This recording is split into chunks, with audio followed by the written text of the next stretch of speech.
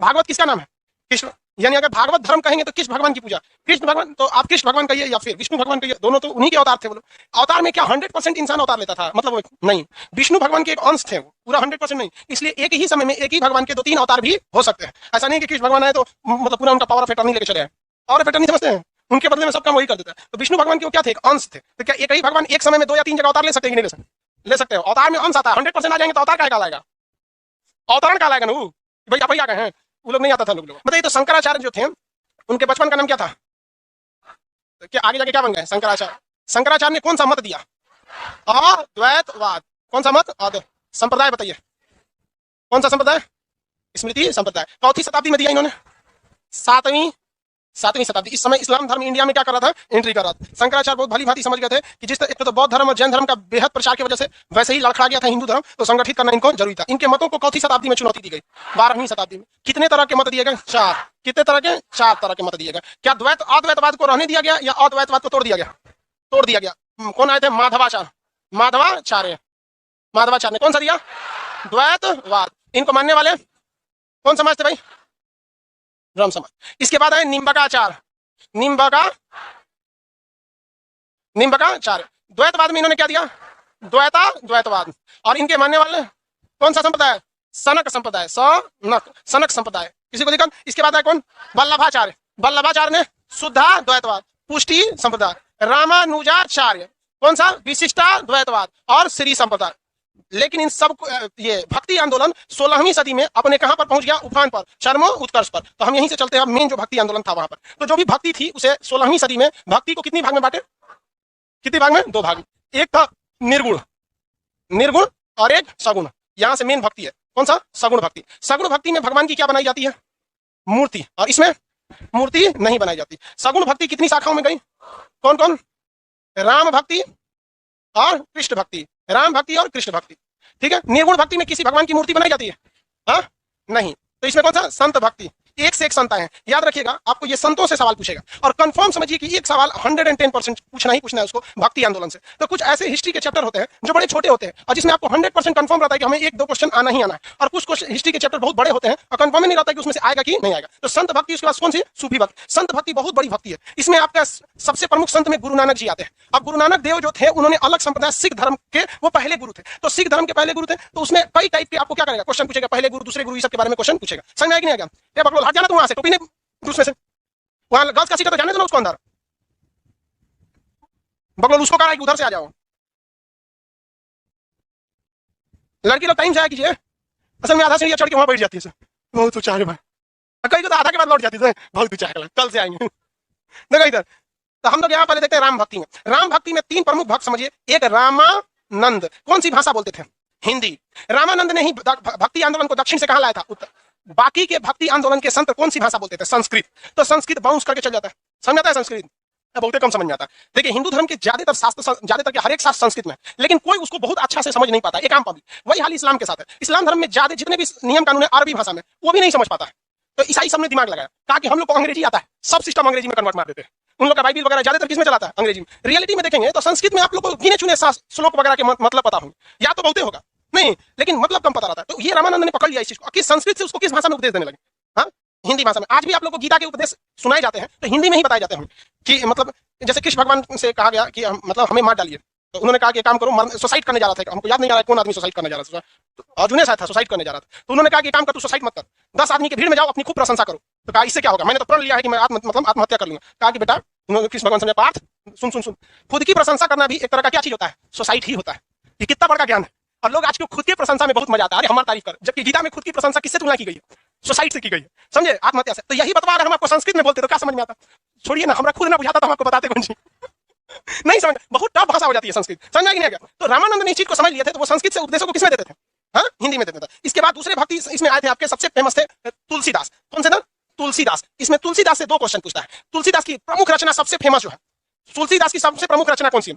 रामचरितमानस। किसने लिखा है? तुलसीदास। तो जिससे स्पष्ट पता चलता है ये किससे रिलेटेड है? राम भक्ति से। किससे रिलेटेड है? राम भक्ति से रिलेटेड है। तुलसीदास से एक और क्वेश्चन पूछता है, ये किस राजा के समकालीन थे? समकालीन का मतलब कि उस समय भारत का शासन किसके हाथ में था? जैसे हम लोग किसके समकालीन? तो हम लोग मनमोहन सिंह के भी समकालीन, क्योंकि आजकल राजा लोग का कार्यकाल 5 साल रह रहा है। पहले ना राजा 30 साल 40 साल रहता था। तो हम लोग तो भैया अटल बिहारी वाजपेयी, हम तो बहुत पुराना है, गुजरात चंद्रशेखर जी के समय के हम। हम लोग के समय चंद्रशेखर जी प्रधानमंत्री हुआ करते थे, चंद्रशेखर जी से ही पहले पीवी नरसिम्हा राव, नरसिम्हा राव के था उस समय तालिबान अभी नया नया एंट्री मारा था वहां पे यूएसएसआर होता था हम लोग के वक्त में, तो हम लोग बहुत पुराना है, जीवाश्म बनने वाले हैं कुछ दिन में। तो तुलसीदास किसके समकालीन थे? अकबर के समकालीन। अकबर बहुत ही तेज दिमाग का व्यक्ति था, भले वो उसे अक्षर ज्ञान नहीं था। वो क्या करता था, जितने बड़े बड़े टीचर थे सबको उठा ले आता था और क्या बना देता था, नवरत्न। नाम किसका होता था? अकबर के नवरत्न। समझा कि नहीं? अकबर के नवरत्न खरीद लेता था। बहुत से लोग तुलसीदास क्या थे, होशियार, कहे महाराज हमारे में खुद में इतनी प्रतिभा है कि हम अपना नाम इतिहास में दर्ज करा सकते हैं, हमें किसी अकबर की आवश्यकता नहीं है। तो वह एकमात्र ऐसे कवि थे जिन्हें अकबर ने अपने नवरत्न में शामिल करने की खुली ऑफर दिया था, लेकिन उन्होंने उसे क्या कर दिया, ठुकरा दिया। समझा कि नहीं आ गया? तो तुलसीदास किसके समकालीन थे? अकबर के समकालीन। तो भक्तों से ये क्वेश्चन पूछता है कौन किसके समकालीन थे? त्यागराज। एक और पूछा किसे? त्यागराज। ये लोग प्रमुख रूप से प्रमुख कौन से थे? राम भक्त थे। ये लोग कैसे थे भाई? राम भक्त। तो भक्ति कितने भाग में बटी है? 2 भाग में। भक्ति आंदोलन कितनी भाग में बटी है? 2 भाग में। सगुण भक्ति में एक मंदिर या मूर्ति का शकल देना होता है। अब आते हैं लोग किस भगवान में? कृष्ण भक्ति में। किसमें? कृष्ण भक्ति। ज्यादा फेमस कौन भक्ति है? ठीक है, राम भक्ति में ना कुछ डिसिप्लिन वगैरह मायने रखने लगता है, मतलब कुछ नियम कानून ज्यादा है। अब कृष्ण भक्ति में तो थोड़ा सा कम है। कृष्ण भक्ति में धुन संगीत ये सब कुछ ज्यादा है, जबकि राम भक्ति में आप देखेंगे तो इसमें संगीत धुन इत्यादि थोड़ा सा कम है। तो मॉडर्न तरीके से आप देखेंगे कृष्ण भक्ति में ना, तो वृंदावन में जाइएगा तो वहां पर भक्ति में सब मतलब संगीत वगैरह का प्रयोग राम भक्ति की तुलना में किसमें ज्यादा है? कृष्ण भक्ति में। किसमें? कृष्ण भक्ति में। कृष्ण भक्ति में सबसे प्रमुख आते हैं विठल स्वामी। क्या नाम था? विठल स्वामी। विठल स्वामी। विठल स्वामी सबसे बड़े कृष्ण भक्त थे। इन्होंने, विठल स्वामी ने कृष्ण भगवान की भक्ति के लिए अपने जितने चेला थे उनमें से एकदम खाटी खाटी 8 चेलाओं को छांट कर निकाला। खाटी खाटी कितने चेलाओं को छांट के निकाला? 8 चेलाओं को छांट के निकाला। उन 8 को नाम दिया गया अष्टछाप। क्या नाम दिया गया? अष्टछाप। 8 चेला थे, उन्हें क्या कहा गया? अष्टछाप। उस अष्टछाप में ही एक थे सूरदास। कौन थे? सूरदास। सूरदास जो थे बहुत ही बड़े कृष्ण भक्त थे। सूरदास। सूरदास राम भक्त थे कि कृष्ण भक्त थे? कृष्ण भक्त ने। तो अष्टछाप किसने बनाया था? विठल स्वामी। विठल स्वामी के कृष्ण भक्ति के सबसे बड़े बड़े 8 भक्तों को क्या कहा जाता है? अष्टछाप। गलती मत कीजिएगा, एक होता है अष्ट दिग्गज। अष्ट दिग्गज तेलुगु भाषा के जानकारों को कहा जाता है, जो कृष्ण देवराय के समय थे। अष्ट प्रधान अभी पढ़ाएंगे आपको, शिवाजी के मंत्रियों को क्या कहा जाता था? अष्ट प्रधान। तो ऐसे कंफ्यूजन में नहीं होना है। ये क्या चीज है भैया? अष्टछाप। किस भगवान के लिए? कृष्ण भगवान के लिए। इसके अलावा कृष्ण भगवान की भक्ति में मीराबाई का नाम बहुत फेमस आता है। इसका? मीराबाई। हालांकि ऐसे जिस तरह से मीराबाई की रचनाएं हैं तो ऐसा लगता है कि जैसे मीराबाई कृष्ण भगवान के समकालीन हो। जिस तरह से राधा तो कृष्ण भगवान के समकालीन थी, रुक्मणी से तो शादी ही हुआ था। तो मीराबाई की आप रचनाओं को पढ़ेंगे तो ऐसा लगेगा जैसे मीराबाई कृष्ण भगवान के क्या थी? समकालीन थी, जबकि ऐसा कुछ नहीं है। मीराबाई तो है अकबर के समय थे, कृष्ण भगवान का कोई नौते पते नहीं वहां से, इतना पुराना, लेकिन रचनाएं ऐसी हैं कि आप पढ़ेंगे तो ऐसा लगेगा कि कृष्ण भगवान मीराबाई क्या है? एक समकालीन, जबकि ये लोग समकालीन नहीं थी। लेकिन रचनाओं में कभी कभी ऐसा होता है कि जैसे लगता है कि समकालीन। तो राजस्थान के एरिया में कौन है भाई? मीराबाई। मीराबाई। मीराबाई। मीराबाई किस भक्ति में थी? कृष्ण भक्ति में। मीराबाई कृष्ण भक्ति में। एक नरसिंह मेहता गुजरात साइड में, नरसिंह मेहता कृष्ण भक्ति में कौन थे? नरसिंह मेहता। कृष्ण भक्ति में कौन आ गए? नरसिंह मेहता। पहला बोलिए कृष्ण भक्ति के।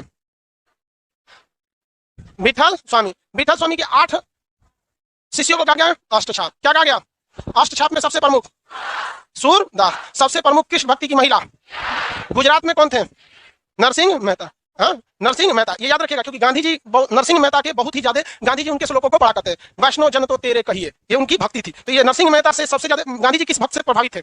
नरसिंह मेहता से। दोनों जने गुजरात के थे लोग, समझ गया कि नहीं आ गया? गुजरात के नरसिंह मेहता। महाराष्ट्र के क्षेत्र में एक बहुत बड़े कृष्ण भक्त थे जिनका नाम था तुकाराम। क्या नाम था? तुकाराम। तो महाराष्ट्र के क्षेत्र में सबसे महत्वपूर्ण कृष्ण भक्त तुकाराम। तुकाराम। तुकाराम जो थे वो शिवाजी के समकालीन थे। किसके समकालीन? शिवाजी। शिवाजी, हालांकि शिवाजी का जीवन लड़ते भिड़ते में बीत गया, जैसे बाबर और शिवाजी, ये दोनों शांति से नहीं रह पाए लोग, जीवन भर लड़ाई, इधर उधर, बहुत अजीब सा जीवन बीता इन लोग का। तो बताइए तुकाराम किसके समकालीन थे? आप तुलसीदास, अकबर, तुलसीदास, तुकाराम, शिवाजी। ये क्वेश्चन पूछा हुआ। तुकाराम, शिवाजी। बंगाल और उड़ीसा के क्षेत्र में चैतन्य महाप्रभु। चैतन्य महाप्रभु। महाप्रभु, चैतन्य महाप्रभु। ये बंगाल के क्षेत्र में सबसे प्रमुख कृष्ण भक्त कौन थे? चैतन्य महाप्रभु। हालांकि ये राम भक्त भी थे। इन्होंने ही सबसे बेहतरीन ढंग से हरि कीर्तन चालू किया। हरि मतलब क्या हो गया? भगवान। कीर्तन मतलब कथाएं वगैरह हरि कीर्तन से रिलेटेड रहेंगे। समझ में आ गया कि नहीं आ गया? किसी को कोई दिक्कत नहीं है? वो पीछे वाले प्रोजेक्टर पे लेटर थोड़ा बाहर चला गया है, हाँ, थोड़ा थोड़ा कट गया, उसको थोड़ा देख लेना, कोई दिक्कत नहीं ना जी? थोड़ा सा बड़ा हो गया होगा साइड में, ये लेटर वगैरह ये बाहर चला गया, प्रोजेक्टर उधर दिख रहा होगा। अच्छा ठीक, किसी को यहां तक में दिक्कत है तो बताइए। देखिए, विठल स्वामी सबसे प्रमुख हो जाएंगे। राजस्थान वाले एरिया से कौन है? मीराबाई गुजरात से, नरसिंह मेहता महाराष्ट्र से, बंगाल और उड़ीसा से चैतन्य महाप्रभु। कौन थे? चैतन्य महाप्रभु। कोई दिक्कत है? सेल्फी ले रहा है, किसका कॉल आ रहा है? वीडियो कॉल, आपा का कॉल था। पकड़ा जाएगा तो नंबर यहाँ लिख देंगे हम, फिर वो पूरे भारत की संपत्ति हो जाएगा सरकारी संपत्ति हो जाएगा, समझ? सब मेहनत बर्बाद हो जाएगा तुम्हारा आगे बढ़े। सगुण भक्ति याद रहेगा। राम भक्ति में 3 प्रमुख थे, कृष्ण भक्ति में ज्यादा। अब आप बताइए, कृष्ण भक्ति जैसे प्राचीन काल में बौद्ध धर्म था और जैन धर्म था। जैन धर्म बौद्ध से कंपेरिजन में थोड़ा पुराना है, लेकिन ज्यादा आगे बौद्ध धर्म चला गया, जिसमें उसकी भाषा एक बहुत बड़ी मायने रखती थी। दूसरा, बौद्ध धर्म उतना कठोर नहीं था जितना कौन था, जैन धर्म। ठीक उसी तरह राम भक्तों से ज्यादा कौन भक्त निकल गए, कृष्ण भक्त, क्योंकि राम जी में थोड़ा सा क्या है, नियम कानून है, इनको मर्यादा पुरुषोत्तम राम कहा जाता है। थोड़ा सा ये मतलब सिद्धांतवादी, मतलब हर चीज पे सेटल नहीं होता है। कृष्ण भगवान जैसा माहौल देखते हैं ठीक ठाक से, ये तो कर्ण को फुसलाने चल गए, ये तू चला, इन्हें सब काम खत्म हो जाएगा, तो कर्ण इनकार कर दिया। पूरा इतिहास में हमको कहा जाएगा कि युद्ध के समय में पलट गए थे। तो किधरों से, मतलब महाभारत में देखे थे, अंततः प्रयास किए थे किस चीज के लिए, कि युद्ध टल जाए। राम जी एक बार प्रयास किए थे युद्ध टल जाए, तो खोज रहे थे, सोच रहा किधर मिले रावणा और मिल गया तो मारे हेल के उधर, जबकि यहाँ प्रयास किया गया था। इसमें संगीत राम भक्ति में ज्यादा संगीत है या कृष्ण भक्ति में? कृष्ण भक्ति में संगीत की ज्यादा है।